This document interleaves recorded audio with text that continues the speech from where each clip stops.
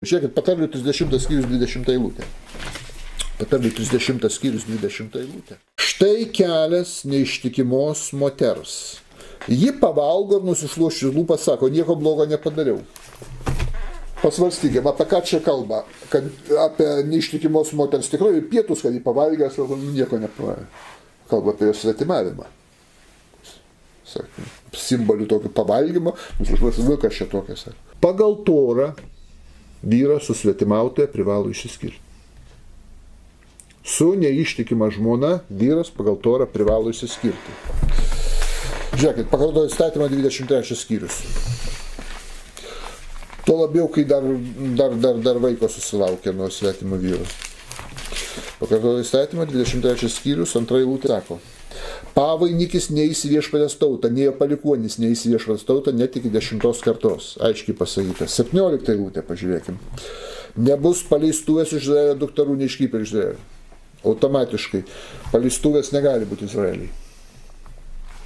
Tarp Dievo žmonių kekščių būti negali. Reiškia, kaip ir iškrypelių negali būti. Praktikuojančių. Kunigų 21 skyrius 9 eilutė.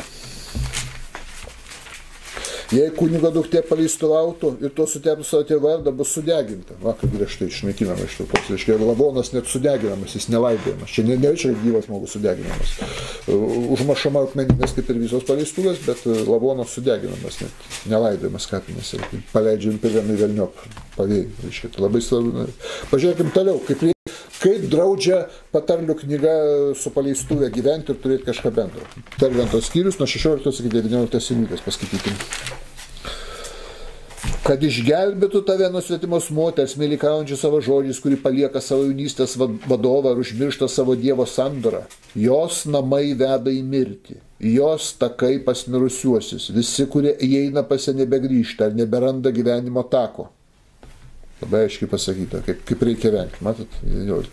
Žiūrim toliau. 3 skyrius patarlių. Atsiprašau, 5 skyrius. Nuo 1 iki 6 paskaityti, kaip liepia vengti jos. Mano sūnau, būk dėmesingas mano išminčiai, parenka ausis mano supratimui, kad nebūtum nuovokus ir tavo lūpas išlaikytų pažinimą. Kaip varvantis medus, svetimos moters lūpas, jos burna švelnesnė už aliejų, bet galiausiai tampa karti kaip metelė ir aštri kaip dviašmenis kalavijas. Jos koja žengia į mirtį, jos žingsnį veda į pragarą. Kad tu nemastytum apie jos gyvenimo taką, žinok, jos keliai nepastovus, tu negali jų suprasti.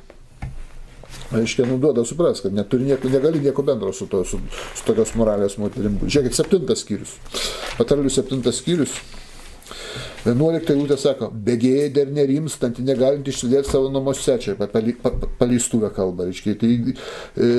Tai gatvė, ta aikštė, ten kampą įtyko aukos, pasigavus, bučiavo, kaip prieš iškalbėjo, visko dabar neskaitysim, ką kalbėjo, paskaitykim nuo 25 iki 27 eilutės. Tegu tavo širdis nepalinksta jos kelius, nenuklysk jos takais, nes jį parblaškė daug sužeistųjų, daug stiprių, jinai nužudė. Jos namai yra kelias į pragarą, vedantis į mirties buveinę. Aišku, duoda supras, kad negali būti bendro gyvenimo su tokios moralės moterimi paprasčiausiai.